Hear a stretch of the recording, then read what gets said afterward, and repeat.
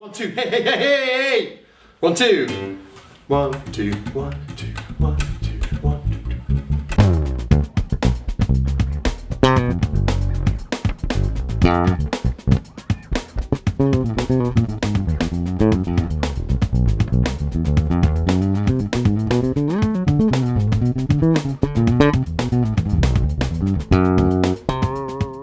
Dudes, how's it going out there? Hopefully you're all having a wicked bassy day. I know I am. Are you, Gav? Oh God. Gav's every day. Gav has it. Do I make it any better?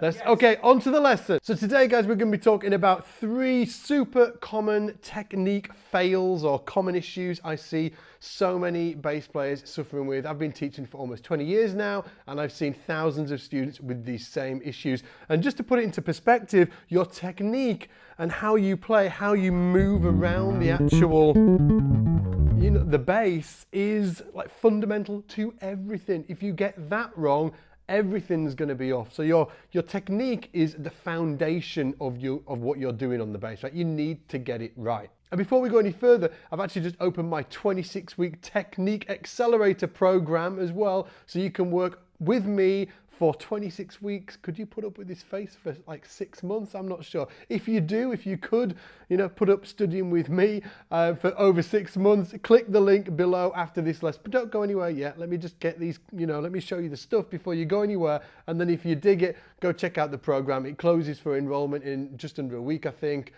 So check it out and see if you like it. Right. Let's get on with the lesson. So number 1 is plucking hand ignorance, completely forgetting about this little bad boy here. If you think about it, your technique is made up of multiple parts. It is not just good or bad technique. And just let me put it out there as well. Good technique isn't about playing fast. It's about everything. It's about how you move around the fingerboard. It's around how you shift between notes. It's about articulations like hammer-ons. It's about slides. It's about all of these things make up technique and whether it is good or bad or not. So don't think good technique means, playing fast. It doesn't. And one of the common problems that I see is people forget about the plucking hand, which is really the engine behind what we do on the bass. This is gonna, take us on our journey. Gives us the notes and we play the scales and all of that good stuff. But this hand is where the engine, it's where the horsepower comes from. If we're playing a fast line, this needs to be really in tune, okay? So when you're practicing technique, make sure you don't have plucking hand ignorance and forget about this. Make sure that you give it the time necessary and give it some love. And that means, are you playing rest strokes, where the finger drops into the next string, or are you playing free strokes? Or are you descending using alternate fingers? Or raking? And there's so many things that we can get into with this plucking hand. So do not forget about it. Forget about it at your peril. Okay, number 2 is what I call the seesaw. And this is a really big thing with beginner to intermediate players, okay? And what happens is, let's take this 2 notes here, right? So the G on the D string and the A, okay? And if we were playing these 2 notes here, what happens is they start seesawing, okay? So as the little finger goes down, the other finger jumps up, okay? So it's like seesawing like this, okay? This shouldn't happen, okay? And you can see if somebody plays a scale, like a major scale, they're doing this.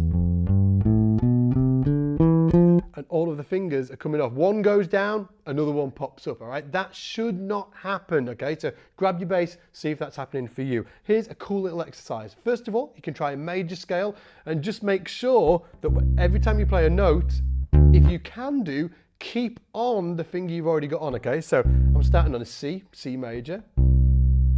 When I play the D, the C is still being held on by my second finger. And then I play the next string, okay? And by the time I get to that 4th finger, the other ones are on. And then next time, again, all of them are on. That's a cool little exercise, okay? to get you out of that bad habit. Another one is, let's say on the A string here, on the D string, sorry, the note of A, you can play Bond, anybody? Oh no, that's Jaws, isn't it? Okay. You can play. You think about sharks? I am. Anyway, you can play A to B flat. Okay, that A stays down all the time. The first finger stays down. Then you start playing finger 1 to 3. But as you put finger 3 down, finger 2 is going down with it and supporting it. Then the same thing with finger 4. And all of the fingers at this point are going down. But check it out, finger 1 is still on, so the exercise can go like this.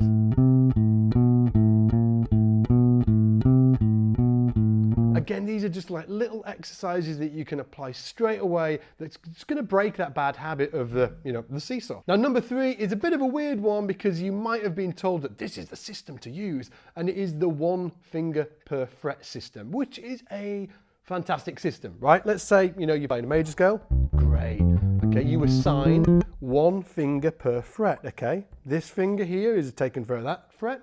This one is that fret, etc., etc., right? So, yeah, it works. So if we're playing...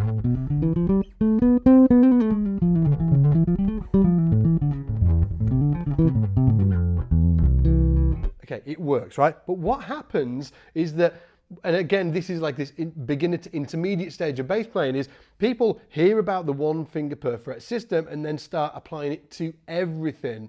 So they might be playing something like...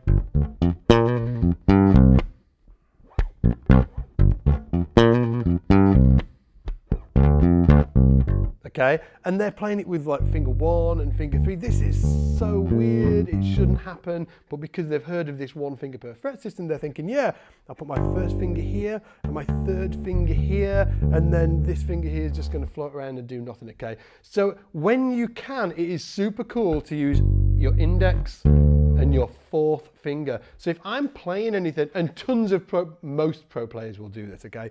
When they're playing between 3 frets like this, let's say the G to the A, so this kind of thing.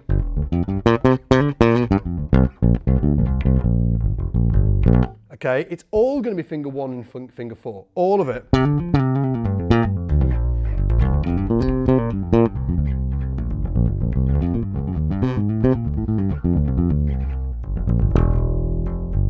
Okay, all finger 1 and finger 4. And yeah, you can break out of that, but you break out of it when it is correct for the line, when it's the right decision for the line.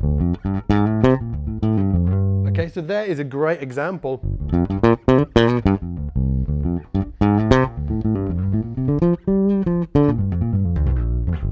Where I'm breaking out of that line. There, I'm doing that, across 3 frets, and then when I get up here, suddenly I'm a finger per fret because it makes sense with the line. And how does that happen? It's really not a conscious decision. You just practice it, practice using your, the finger 1 and finger 4 together across that 3 fret span. 3 fret span.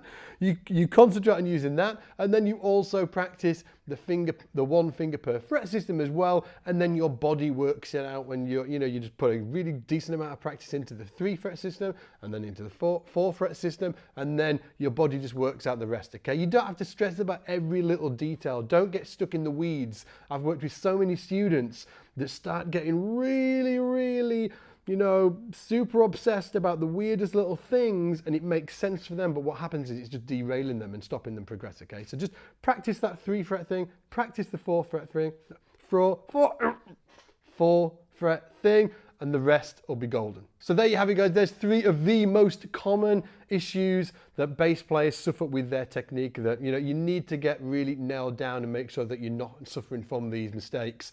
If you want to study with me for 26 weeks, almost over 6 months, I never do math on camera. Okay, for a long time. If you want to work with me, if you join the program, okay, it's called the Technique Accelerator Program. Basically, every single week for 26 weeks, you get a lesson from me, ranging from anything from 30 minutes to an hour long, every single week for 26 weeks. And within that lesson, you get 4 really specific exercises, 4 very specific exercises. And the whole program is based around 20 minutes practice per day, okay? So if you want to check out the program, just click the link in the description and you'll be able to find out more about it. Enrollment closes super soon as well, so don't leave it too long. The last time I opened this for enrollment was almost 12 months ago, and I don't want you to miss out on it. Anyway, other than that, guys, hopefully you enjoyed this lesson. Make sure you're subscribed to the channel, switch notifications on, and I will see you in the shed.